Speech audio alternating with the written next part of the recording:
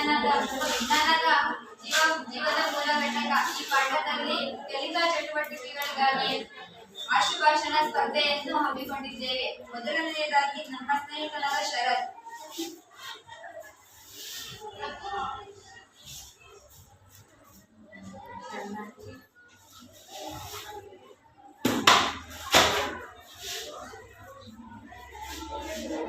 ನನಗೆ ಬಂದಿರುವ ಚೀಟಿ ಜೀವಕೋಶದ ಪ್ರಮುಖ 3 ಘಟಕಗಳು. ಜೀವಕೋಶದ ಪ್ರಮುಖ ಘಟಕಗಳಿಗೆ ಉದಾಹರಣೆಗಳು ಎಂದರೆ ಕೋಶ ಕೇಂದ್ರ, ಕೋಶ ಭಿತ್ತಿ, ಕೋಶ ಪೊರೆ. ಇಷ್ಟನ್ನು ನೀಡುವುದಕ್ಕೆ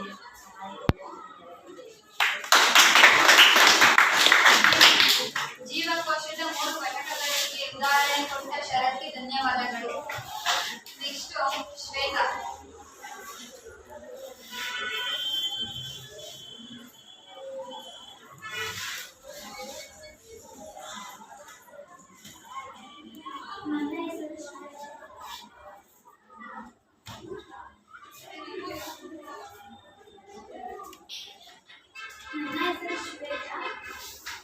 ನನಗೆ ಬಂದಿರುವ ವಿಷಯ ಅಲವ್ಯಕ್ತ ಪೊರೆ.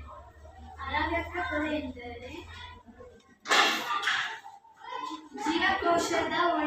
ಜೀವಕೋಶದ ಒಳಗಿನ ಭಾಗಗಳನ್ನು ಹೊರಗಿನ ಪರಿಸರದಿಂದ ಬೇರ್ಪಡಿಸುವ ಅತ್ಯಂತ ಹೊರಗಿನ ಹೊದಿಕೆ. ಕೋಶ ಪೊರೆಯು ಜೀವಕೋಶದ ಒಳ ಹೋಗುವ ಮತ್ತು ಹೊರಬರುವ ಕೆಲವು ವಸ್ತುಗಳ ಚಲನೆಯನ್ನು ನಿಯಂತ್ರಿಸುತ್ತದೆ. ಇದು ಕೆಲವು ವಸ್ತುಗಳ ಚಲನೆಯನ್ನು ತಡೆಗಟ್ಟುತ್ತದೆ. ಆದ್ದರಿಂದ ಕೋಶ ಪೊರೆಯನ್ನು ಅಲವ್ಯಕ್ತ ಪೊರೆ ಎಂದು ಕರೆಯುತ್ತಾರೆ. ಇಷ್ಟನ್ನು ಹೇಳಲು ಅವಕಾಶ ಮಾಡಿಕೊಟ್ಟ ನಿಮ್ಮೆಲ್ಲರಿಗೂ ಅಲವ್ಯಕ್ತ ಪೊರೆಯ ಬಗ್ಗೆ ತಿಳಿಸಿಕೊಟ್ಟ ಶ್ವೇತಾಗೆ ಧನ್ಯವಾದಗಳು. ಈಗ ನಮ್ಮ ಸ್ನೇಹಿತೆಯಾದ ರಂಜಿತಾ.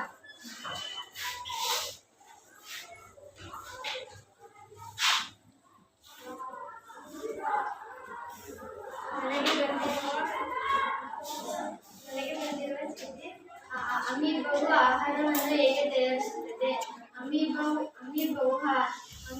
ಒಂದು ಏಕಕೋಶೀಯ ಜೀವಿ. ಇವುಗಳು ತಮ್ಮ ಕೋಶದಲ್ಲಿ ಆಹಾರ ರಸದಾನಿಯಲ್ಲಿ ಆಹಾರ ವಸ್ತುಗಳನ್ನು ಪಡೆದುಕೊಳ್ಳುತ್ತದೆ.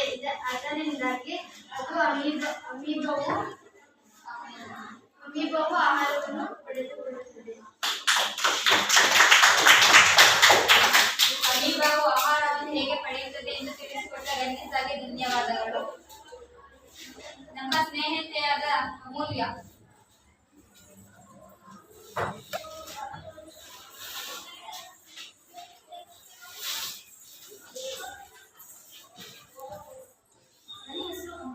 ನಾನು ಶ್ರೀ ವೀರಭದ್ರಸ್ವಾಮಿ ಗ್ರಾಮಾಂತರ ಪ್ರೌಢಶಾಲೆ 9ನೇ ತರಗತಿಯಲ್ಲಿ ಕೆಲಸ ಮಾಡ್ತಾ ಇದ್ದೀನಿ.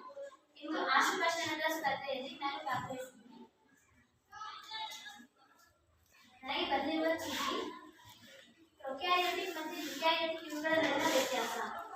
ಸ್ನೇಹಿತರೆ, ಪ್ರೊಕ್ಯಾರಿಯೋಟಿಕ್ ಗಾತ್ರದಲ್ಲಿ ಸಾಮಾನ್ಯವಾಗಿ ಸಣ್ಣದು, ಯುಕ್ಯಾರಿಯೋಟಿಕ್ ಗಾತ್ರದಲ್ಲಿ ಸಾಮಾನ್ಯವಾಗಿ ದೊಡ್ಡದು. ಪ್ರೊಕ್ಯಾರಿಯೋಟಿಕ್ನಲ್ಲಿ ನ್ಯೂಕ್ಲಿಯರ್ ಪ್ರದೇಶ ನಿರ್ದಿಷ್ಟವಾಗಿಲ್ಲ ಮತ್ತು ನ್ಯೂಕ್ಲಿಯರ್ ಪೊರೆ ಆವೃತವಾಗಿಲ್ಲ. ಯುಕ್ಯಾರಿಯೋಟಿಕ್ನಲ್ಲಿ ನ್ಯೂಕ್ಲಿಯರ್ ಪ್ರದೇಶ ನಿರ್ದಿಷ್ಟವಾಗಿದೆ ಮತ್ತು ನ್ಯೂಕ್ಲಿಯರ್ ಪೊರೆಯಿಂದ ಆವೃತವಾಗಿದೆ. ಪ್ರೊಕ್ಯಾರಿಯೋಟಿಕ್ನಲ್ಲಿ ಒಂದೇ ಕ್ರೋಮೋಸೋಮ್ಗಳು ಇರುತ್ತವೆ. ಯುಕ್ಯಾರಿಯೋಟಿಕ್ನಲ್ಲಿ ಒಂದಕ್ಕಿಂತ ಹೆಚ್ಚು ಕ್ರೋಮೋಸೋಮ್ಗಳು ಇರುತ್ತವೆ. ಪ್ರೊಕ್ಯಾರಿಯೋಟಿಕ್ ಪೊರೆಸಹಿತ ಕಣಜಗಳನ್ನು ಹೊಂದಿರುತ್ತದೆ. ಯುಕ್ಯಾರಿಯೋಟಿಕ್ ಪೊರೆಸಹಿತ ಕಣಜಗಳನ್ನು ಹೊಂದಿರುವುದಿಲ್ಲ. ಇಷ್ಟನ್ನು ನಮಗೆ ಹೇಳಲು ಅವಕಾಶ ಕೊಟ್ಟ ಎಲ್ಲರಿಗೂ ಧನ್ಯವಾದ. ಈಗ ನಾನು ಕಲಿತಾ ಇದ್ದೀನಿ.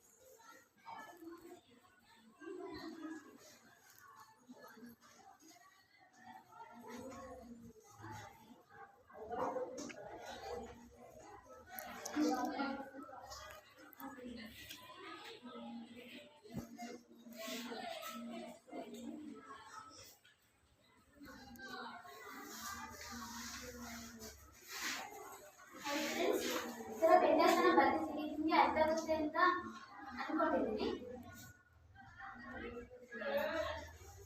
ನನಗೆ ಬರೆಯಲು ಮತ್ತು ಹೇಳಲು ಅವಕಾಶ ಮಾಡಿಕೊಟ್ಟ ಎಲ್ಲರಿಗೂ ಧನ್ಯವಾದ. ಪ್ರೊಕ್ಯಾರಿಯೋಟಿಕ್ ಮತ್ತು ಯುಕ್ಯಾರಿಯೋಟಿಕ್ ವ್ಯತ್ಯಾಸವನ್ನು ಹೇಳಿ ಮತ್ತು ಬರೆದಿರುವ ಅಮೂಲ್ಯಗೆ ಧನ್ಯವಾದಗಳು. ಇದನ್ನ ಓದಕ್ಕೆ ಬರ್ತಾ ಇದ್ದಾರೆ ಜಯಲಕ್ಷ್ಮಿ.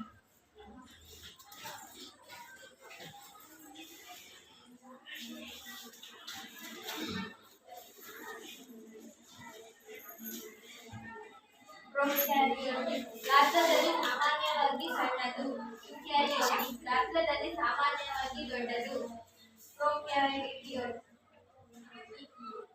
ನ್ಯೂಕ್ಲಿಯಸ್ ಪ್ರದೇಶವು ವಿಸ್ತೃತವಾಗಿಲ್ಲ, ನ್ಯೂಕ್ಲಿಯಸ್ ಹೊರೆಯಿಂದ ಆವೃತವಾಗಿಲ್ಲ. ಒಂದೇ ಯುಕ್ಯಾರಿಯೋಟಿಕ್ ನ್ಯೂಕ್ಲಿಯಸ್ ಪ್ರದೇಶವು ವಿಶಿಷ್ಟವಾಗಿದೆ, ನ್ಯೂಕ್ಲಿಯಸ್ ಹೊರೆಯಿಂದ ಆವೃತವಾಗಿದೆ. ಪ್ರೊಕ್ಯಾರಿಯೋಟಿಕ್ ಒಂದೇ ಕ್ರೋಮೋಸೋಮ್ ಹೊಂದಿದೆ, ಯುಕ್ಯಾರಿಯೋಟಿಕ್ ಒಂದಕ್ಕಿಂತ ಹೆಚ್ಚು ಕ್ರೋಮೋಸೋಮ್ಗಳು ಹೊಂದಿವೆ.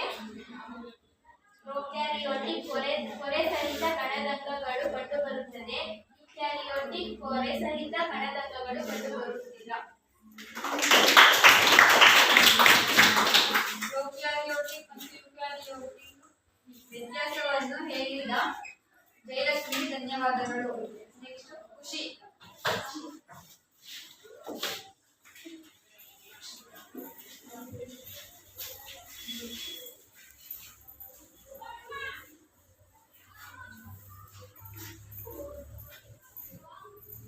ನನ್ನ ಹೆಸರು ಖುಷಿ. ನಾನು 9ನೇ ತರಗತಿಯಲ್ಲಿ ಓದುತ್ತಿದ್ದೇನೆ. ಶ್ರೀ ವೀರಭದ್ರೇಶ್ವರ ಗ್ರಾಮಾಂತರ ಪ್ರೌಢಶಾಲೆಯಲ್ಲಿ ವ್ಯಾಸಂಗವಾಡುತ್ತಿದ್ದೇನೆ. ನನಗೆ ಬಂದಿರುವಂತಹ ಚೀಟಿ ಗಾರ್ಗಿ ಸಂಕೀರ್ಣ. ಗಾರ್ಗಿ ಸಂಕೀರ್ಣವು ಮೊದಲ ಬಾರಿಗೆ ಕಂಡುಹಿಡಿದವರು ಗ್ಯಾಮಿಲೋ ಗಾರ್ಗಿ. ಇದು ವಸ್ತುಗಳ ಸಂಗ್ರಹಣೆ, ಸಂರಕ್ಷಣೆ ಮತ್ತು ಪ್ಯಾಕ್ ಮಾಡುವಿಕೆಯನ್ನು ಗಾರ್ಗಿ ಸಂಕೀರ್ಣದ ಪ್ರಮುಖ ಕಾರ್ಯವಾಗಿದೆ. ಇಷ್ಟನ್ನು ಹೇಳಲು ಅವಕಾಶ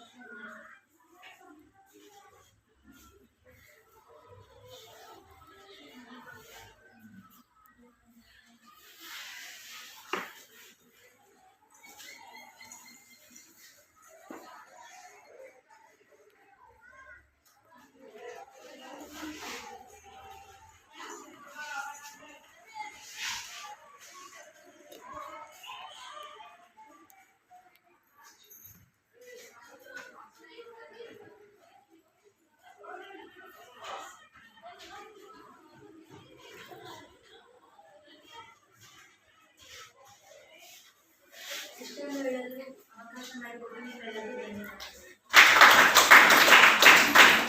ಗಾರ್ಗಿ ಸಂಕೀರ್ಣದ ಬಗ್ಗೆ ತಿಳಿಸಿಕೊಟ್ಟ ಖುಷಿಗೆ ಧನ್ಯವಾದಗಳು. ನಮ್ಮ ಸ್ನೇಹಿತೆಯಾದ ಜ್ಯೋತಿ.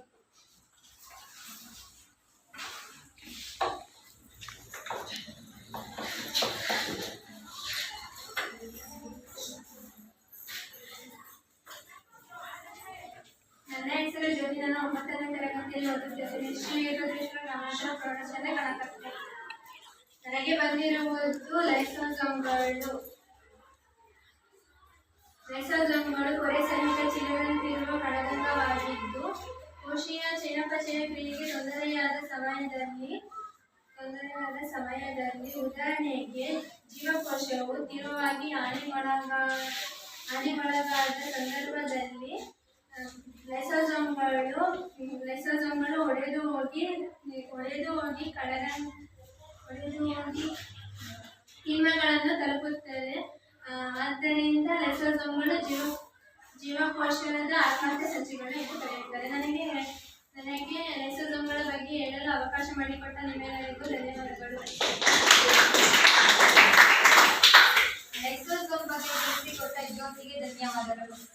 ನಮ್ಮ ಸ್ನೇಹಿತೆಯಾದ ಚಂದನ.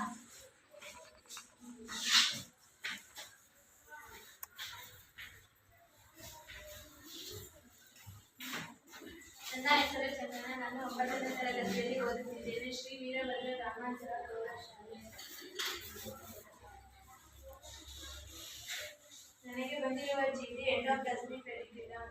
ಎಂಡೋಪ್ಲಾಸ್ಮಿಕ್ ರೆಟಿಕ್ಯುಲಮ್ ಒಂದು ಪೊರೆಸಹಿತ ಎಂಡೋಪ್ಲಾಸ್ಮಿಕ್ ರೆಟಿಕ್ಯುಲಮ್ ಒಂದು ಪೊರೆಸಹಿತ ಕೊಳವೆಗಳ ಮತ್ತು ಹಾಳೆಗಳ ಆಕಾರವನ್ನು ದೊಡ್ಡ ಜಾಲವಾಗಿದೆ. ಎಂಡೋಪ್ಲಾಸ್ಮಿಕ್ ರೆಟಿಕ್ಯುಲಮ್ನಲ್ಲಿ 2 ವಿಧ. ಅವುಗಳೆಂದರೆ ಒರಟಾದ ಎಂಡೋಪ್ಲಾಸ್ಮಿಕ್ ರೆಟಿಕ್ಯುಲಮ್, ನಯವಾದ ಎಂಡೋಪ್ಲಾಸ್ಮಿಕ್ ರೆಟಿಕ್ಯುಲಮ್. ನಾವು ಈಗ ಮೊದಲನೆಯದಾಗಿ ಒರಟಾದ ಎಂಡೋಪ್ಲಾಸ್ಮಿಕ್ ರೆಟಿಕ್ಯುಲಮ್ ಬಗ್ಗೆ ತಿಳಿದುಕೊಳ್ಳೋಣ. ಎಂಡೋಪ್ಲಾಸ್ಮಿಕ್ ರೆಟಿಕ್ಯುಲಮ್ ಎಂದರೆ ಮೇಲ್ಮೈ ಮೇಲೆ ಲೈಸೋಸೋಮ್ಗಳ ಕಣಗಳು ಹೊಂದಿರುತ್ತದೆ. ಇದನ್ನು ಒರಟಾದ ಎಂಡೋಪ್ಲಾಸ್ಮಿಕ್ ರೆಟಿಕ್ಯುಲಮ್ ಎನ್ನುವರು. ನಯವಾದ ಎಂಡೋಪ್ಲಾಸ್ಮಿಕ್ ರೆಟಿಕ್ಯುಲಮ್ ಎಂದರೆ ಮೇಲ್ಮೈ ಮೇಲೆ ಲೈಸೋಸೋಮ್ಗಳ ಕಣಗಳು ಕಂಡುಬರುವುದಿಲ್ಲ. ಇದನ್ನು ನಯವಾದ ಎಂಡೋಪ್ಲಾಸ್ಮಿಕ್ ರೆಟಿಕ್ಯುಲಮ್ ಎನ್ನುವರು. ಎಂಡೋಪ್ಲಾಸ್ಮಿಕ್ ರೆಟಿಕ್ಯುಲಮ್ನ ಕಾರ್ಯವೇನೆಂದರೆ ಕೋಶದ್ರವ್ಯದ ವಿವಿಧ ಭಾಗಗಳ ನಡುವೆ ಕೋಶದ್ರವ್ಯ ಮತ್ತು ನ್ಯೂಕ್ಲಿಯಸ್ನ ನಡುವೆ ವಸ್ತುಗಳ ಸಾಗಾಣಿಕೆ ಮತ್ತು ಸಂಪರ್ಕವನ್ನು ಕಲ್ಪಿಸುತ್ತದೆ. ಎಂಡೋಪ್ಲಾಸ್ಮಿಕ್ ರೆಟಿಕ್ಯುಲಮ್ನ ಇನ್ನೊಂದು ಕಾರ್ಯವೇನೆಂದರೆ ಕೋಶದ್ರವ್ಯಕ್ಕೆ ಆಧಾರ ಚೌಕಟ್ಟು ನಿರ್ಮಿಸುವ ಮೂಲಕ ಕೋಶದ್ರವ್ಯಕ್ಕೆ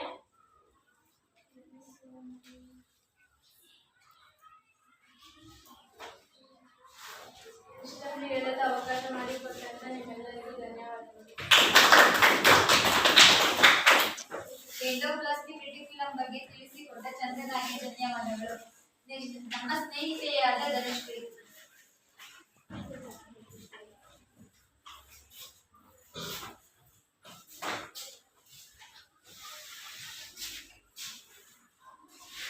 ನನ್ನ ಹೆಸರು ಧನಶ್ರೀ. ನಾನು 9ನೇ ತರಗತಿಯಲ್ಲಿ ಓದುತ್ತಿದ್ದೇನೆ. ನನಗೆ ಬಂದಿರುವ ಚೀಟಿ ಮೈಟೊಕಾಂಡ್ರಿಯ ಜೀವಕೋಶದ ಶಕ್ತಿ ಕೇಂದ್ರವೆಂದು ಕರೆಯುತ್ತಾರೆ. ಮೈಟೊಕಾಂಡ್ರಿಯಾವು ಜೋಡಿಪೊರೆಯಿಂದ ಆವೃತ್ತಿಯಾಗಿದೆ. ಮೈಟೊಕಾಂಡ್ರಿಯಾವು ಎಟಿಪಿ ಅಣುವಿನ ರೂಪದಲ್ಲಿ ಬಿಡುಗಡೆ ಮಾಡುತ್ತದೆ. ಎಟಿಪಿಯನ್ನು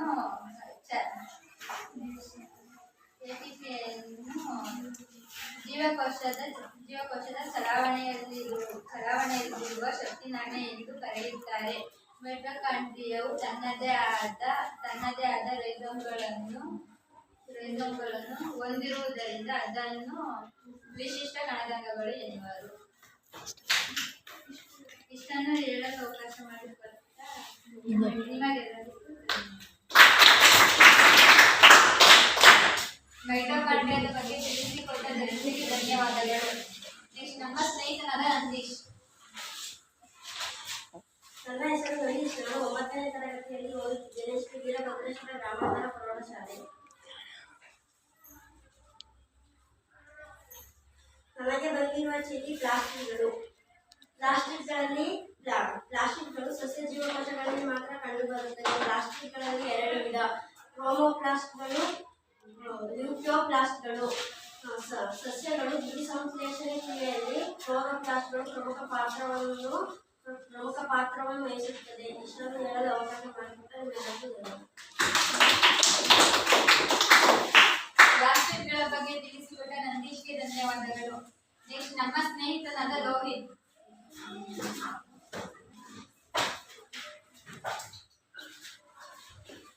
ನನ್ನ ಹೆಸರು ರೋಹಿತ್. ನಾನು 9ನೇ ತರಗತಿಯಲ್ಲಿ ಓದುತ್ತಿದ್ದೇನೆ. ನನಗೆ ಬಂದಿರುವ ವಿಷಯ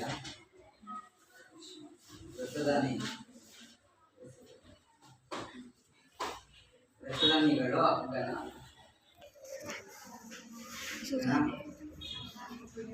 ಘನ ಅಥವಾ ದ್ರವ ವಸ್ತು ಸಂಧಾನಶೀಲಗಳು ರಸದಾನಿಗಳು ರಸ್ತೆ ಜೀವಕೋಶದಲ್ಲಿ ತುಂಬಿಕೊಂಡು ಜೀವಕೋಶಕ್ಕೆ ಉಳಿದ ರಚನೆ ಮತ್ತು ಬಿಗಿತವನ್ನು ನೀಡುತ್ತವೆ. ಅಮೈನೋ ಆಮ್ಲಗಳು ಸಕ್ಕರೆ ಮತ್ತು ವಿವಿಧ ಸಾವಯವ ಆಮ್ಲಗಳು ಮತ್ತು ಕೆಲವು ಪ್ರೋಟೀನ್ಗಳು ಅನಿವಾರ್ಯಂತಹ ಏಕಕೋಶ ಜೀವಿಗಳ ಆಹಾರ ರಸದಾನಿಯ ಮೀನುಗಳ ಸೇವಿಸುವಂತಹ ಆಹಾರ ವಸ್ತುಗಳನ್ನು ಹೊಂದಿರುತ್ತವೆ. ಇದನ್ನು ಕೇಳಲು ಅವಕಾಶ ಪಟ್ಟ ನಿಮ್ಮೆಲ್ಲರಿಗೂ ಧನ್ಯವಾದಗಳು. ರಸದಾನಿಗಳ ಬಗ್ಗೆ ತಿಳಿಸಿಕೊಟ್ಟ ಲೋಹಿತ್ಗೆ ಧನ್ಯವಾದಗಳು. ನಮ್ಮ ಸ್ನೇಹಿತರಾದ ವಿನಯ್.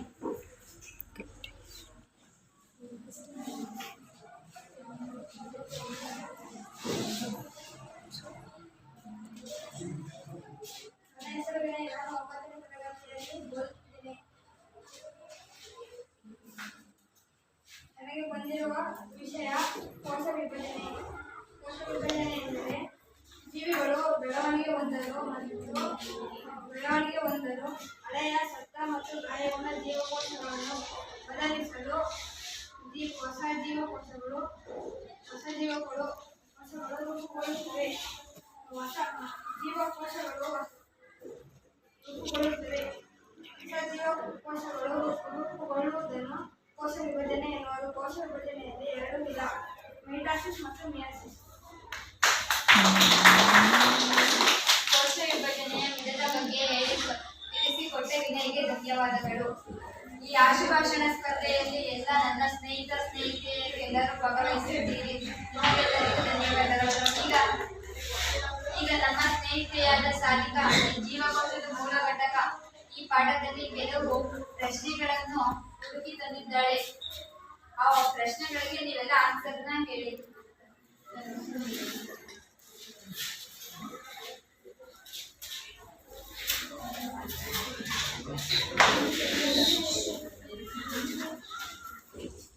ಹಾಯ್ ಫ್ರೆಂಡ್ಸ್, ನನ್ನ ಹೆಸರು ಸಾಲಿಕಾ. ನಾನು 9ನೇ ತರಗತಿಯಲ್ಲಿ ಓದುತ್ತಿದ್ದೇನೆ. ಶ್ರೀ ವೀರಭದ್ರೇಶ್ವರ ಸ್ವಾಮಿ ಗ್ರಾಮಾಂತರ ಪ್ರೌಢಶಾಲೆ ಕಲಿತಿದ್ದೆ. ನಾನು ಜೀವದ ಮೂಲ ಘಟಕ ಪಾಠದಲ್ಲಿ ಕೆಲವು ಪ್ರಶ್ನೆಗಳನ್ನು ಹುಡುಕೊಂಡಿದ್ದೀನಿ. ಮೊದಲನೇ ಪ್ರಶ್ನೆ ಎಂದರೆ ಜೀವಕೋಶದ ಶಕ್ತಿ ಉತ್ಪಾದನಾ ಕೇಂದ್ರ. ಓದಿರಿ ಒಂದ್ಸಲಿ. ಜೀವಕೋಶದ ಶಕ್ತಿ ಉತ್ಪಾದನಾ ಕೇಂದ್ರ. ಇದಕ್ಕೆ ನೀವು ಆನ್ಸರ್ ಹೇಳಬೇಕು. ಭುವನ.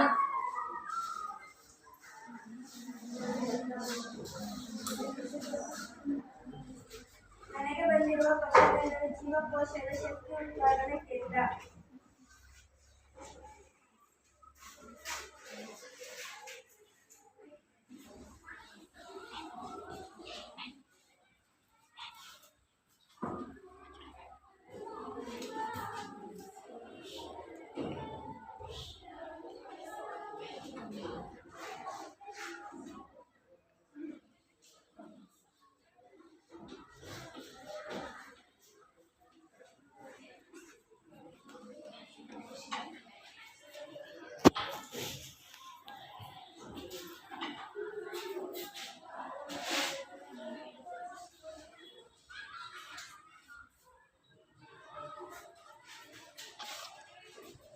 ಭುವನ ಚೆನ್ನಾಗಿ ಬರ್ತಿದ್ದಾಳೆ. ಆನ್ಸರ್ ನೀವೊಂದ್ಸಲಿ ಹೇಳಿ. ಜೀವಕೋಶದ ಶಕ್ತಿ ಉತ್ಪಾದನಾ ಕೇಂದ್ರ ಮೈಟೋಕಾಂಡ್ರಿಯಾ. ಅರ್ಥ ಆಯ್ತಲ್ಲ? ಇದನ್ನ ಕ್ವಶನ್ಗೆ ಆನ್ಸರ್ ಮಾಡಿದ ಭುವನಕ್ಕೆ ಧನ್ಯವಾದಗಳು. ಜೀವಕೋಶದ ಪ್ರೋಟೀನ್ ಕಾರ್ಖಾನೆ. ಇನ್ನೊಂದ್ಸಲಿ ಓದಿ. ಜೀವಕೋಶದ ಪ್ರೋಟೀನ್ ಕಾರ್ಖಾನೆ. ಮಾಡಿ.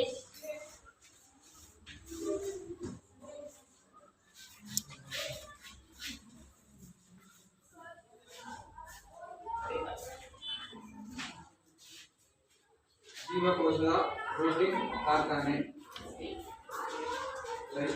ರೈಬೋಸೋಮ್.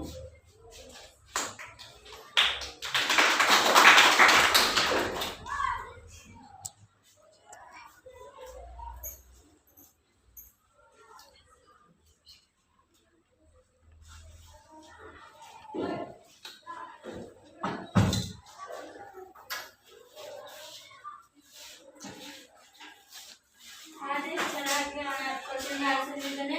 ಜೀವಕೋಶದ ಪ್ರೋಟೀನ್ ಕಾರ್ಖಾನೆ ಯಾವುದು? ಅರ್ಥ ಆಯ್ತಲ್ವಾ? ಆದ್ಯಕ್ಕೆ ಧನ್ಯವಾದಗಳು. ಮತ್ತು ಸಸ್ಯ ಜೀವಕೋಶದ ಅಡಿಗೆ ಮನೆ ಕಾಣಿಸ್ತಿದೆಯಲ್ವಾ? ಒಂದ್ಸಲಿ ಓದಿ ಒಂದ್ಸಲಿ. ಸಸ್ಯ ಜೀವಕೋಶದ ಅಡಿಗೆ ಮನೆ. ಪೂರ್ಣಿಮಾ.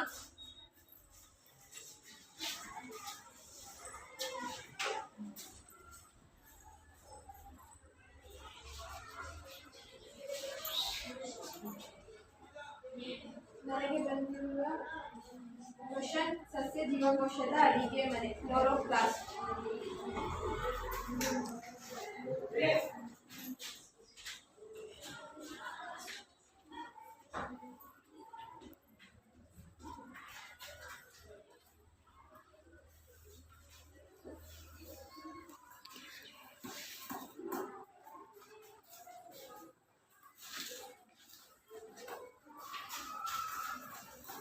ಸಸ್ಯ ಜೀವಕೋಶದ ಅಡಿಗೆ ಮನೆ ಪೂರ್ಣಿಮಾ ಇದಕ್ಕೆ ಉತ್ತರಿಸಿದ್ದಾಳೆ. ಧನ್ಯವಾದಗಳು ಅವಳಿಗೆ. ಮತ್ತು ಜೀವಕೋಶದ ಆತ್ಮಹತ್ಯೆ ಸಂಚಿ ಕಂಡಿದೆಯಲ್ವಾ? ಒಂದ್ಸಲಿ ಓದಿ. ಜೀವಕೋಶದ ಆತ್ಮಹತ್ಯೆ ಸಂಚಿ. ಇದು ನಂದೀಶ್.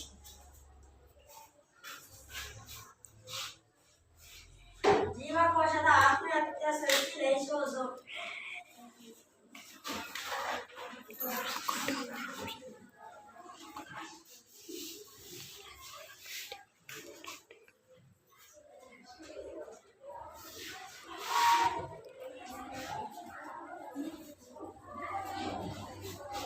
ಜೀವಕೋಶದ ಆತ್ಮಹತ್ಯೆ ಸಂಚಿ ಲೈಸೋಸೋಮ್ ಅಲ್ವಾ? ನಂದೀಶ್ಗೆ ಧನ್ಯವಾದಗಳು. ಡಿಎನ್ಎ ಅಣುವಿನ ಕ್ರಿಯಾಶೀಲ ಭಾಗ. ಇನ್ನೊಂದ್ಸಲಿ ಹೇಳ್ತೀರಾ? ಡಿಎನ್ಎ ಅಣುವಿನ ಕ್ರಿಯಾಶೀಲ ಭಾಗ. ಇದು ದಿವ್ಯಾ.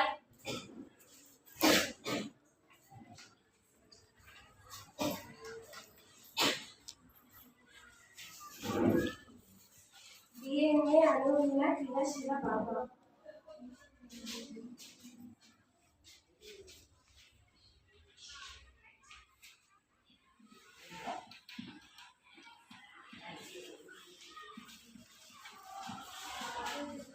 ಡಿಎನ್ಎ ಅಣುವಿನ ಕ್ರಿಯಾಶೀಲ ಭಾಗ ಜೀನ್. ಆಯ್ತಲ್ವಾ? ಅರ್ಥ ಆಯ್ತಲ್ವಾ? ಧನ್ಯವಾದಗಳು ಕ್ವಶನ್ಗೆ ಆನ್ಸರ್ ಮಾಡಿದ್ದಕ್ಕೆ. ಮತ್ತೆ ಗಾಲ್ಗಿ ಸಂಕೀರ್ಣ ಆವಿಷ್ಕರಿಸಿದವರು ಗಾಲ್ಗಿ ಸಂಕೀರ್ಣ ಆವಿಷ್ಕರಿಸಿದವರು ಅಮೂಲ್ಯ ಟಿಎನ್. ಗಾಲ್ಗಿ ಸಂಕೀರ್ಣವನ್ನು ಆವಿಷ್ಕರಿಸಿದವರು ಕ್ಯಾಮಿಲೋ ಗಾಲ್ಗಿ.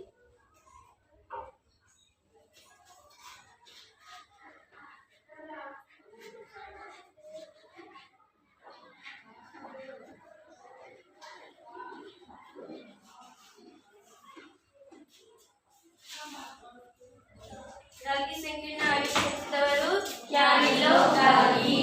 ಈ ಕ್ವಶನ್ಗೆ ಆನ್ಸರ್ ಮಾಡಿದ ಅಮೂಲ್ಯ ಟಿಎನ್ಗೆ ಧನ್ಯವಾದಗಳು. ಎಟಿಪಿ ವಿಸ್ತರಿಸಿ. ಈ ಕ್ವಶನ್ಗೆ ಜ್ಯೋತಿ.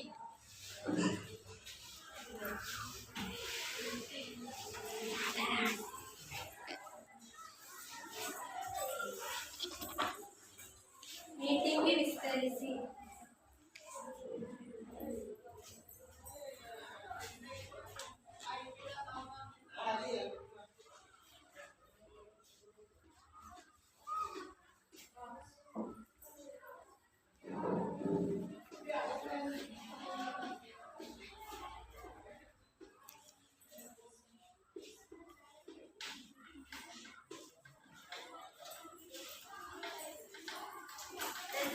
ಎಟಿಪಿ ವಿಸ್ತರಿಸಿ ಅಂದ್ರೆ ಅಡಿನೋಸಿನ್ ಟ್ರೈಫಾಸ್ಫೇಟ್ ಅಂತ ಬರೀಬೇಕು. ಆಯ್ತಾ? ಈ ಕ್ವಶನ್ಗೆ ಆನ್ಸರ್ ಮಾಡಿದ ಜ್ಯೋತಿಗೆ ಧನ್ಯವಾದಗಳು. ಮತ್ತು ಚಲಾವಣೆಯಲ್ಲಿರುವ ಶಕ್ತಿಯ ನಾಣ್ಯ ಧನುಶ್ರೀ.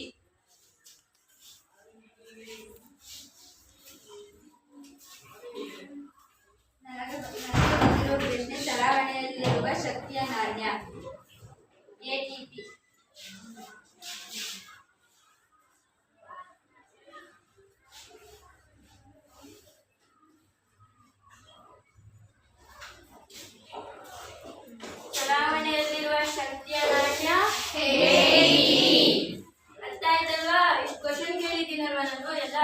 ಅಂತ ನಿಮ್ಗೆಲ್ಲರಿಗೂ ಅನ್ಕೊಂಡಿದ್ದೀನಿ.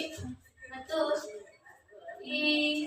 ಈ ಚಟುವಟಿಕೆಗೆ ಸಂಬಂಧಿಸಿದ ಎಲ್ಲ ವಿದ್ಯಾರ್ಥಿಗಳು ಶ್ರಮ ಪಟ್ಟಿದ್ದೀರಾ. ಅದಕ್ಕೆ ನಿಮ್ಗೆಲ್ಲರಿಗೂ ಧನ್ಯವಾದ ಹೇಳ್ತಾ ನಮ್ಮ ಮುಖ್ಯ ಶಿಕ್ಷಕರಾದ ಮಂಜುಳಾ ಮಿಸ್ಗೂ ಧನ್ಯವಾದ ಹೇಳ್ತೀನಿ.